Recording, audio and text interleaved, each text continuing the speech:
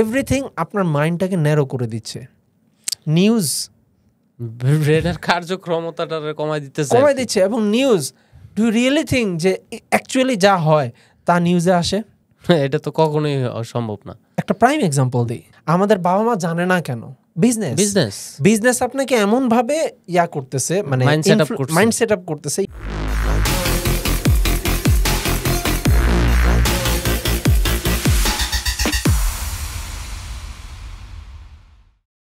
You cannot think of otherwise. Tamil একটা movie আছে যেটা হিন্দিতে ডাবড হয়েছিল, আমি আবার হিন্দি ভাষা বুঝি না, আমি ইংলিশ সাবটাইটেল দিয়ে দেখছিলাম, যেটার নাম হচ্ছে ধ্রুবা, রামচরণের একটা মুভি। ওই মুভিটাতে বিজনেসটা কিভাবে আপনাকে ইনফ্লুয়েন্স করতেছে এটার সার্টেন একটা পোর্শন দেখাইছে।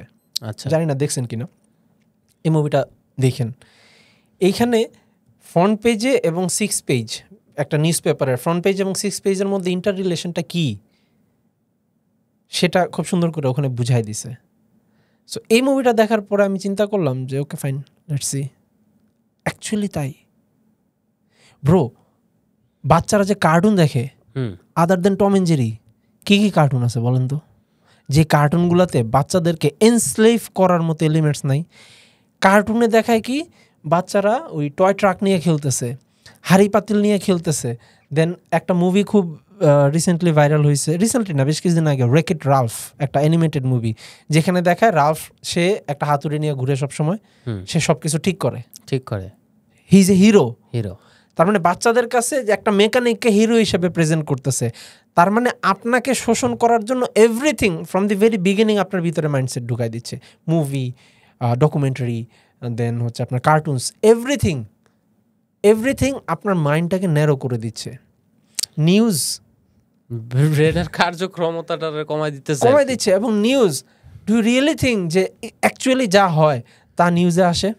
এটা তো কখনোই সম্ভব না। একটা প্রাইম এক্সাম্পল দিই, 9/11-এর কথা আমরা সবাই জানি, টুইন টাওয়ারে plane.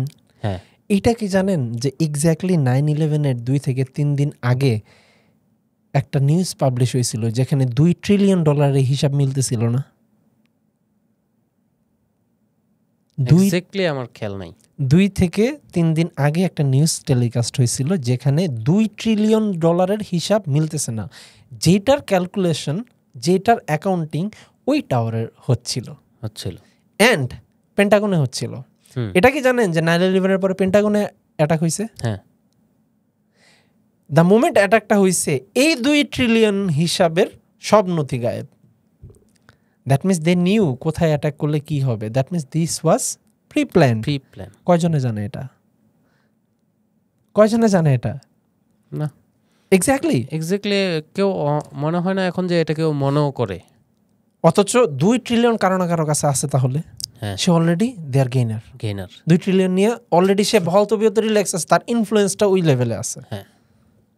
That's one set of news, what ever. So news, আমি টিভি দেখি না ব্যক্তিগতভাবে, টিভি আমি খুবই অপছন্দ করি।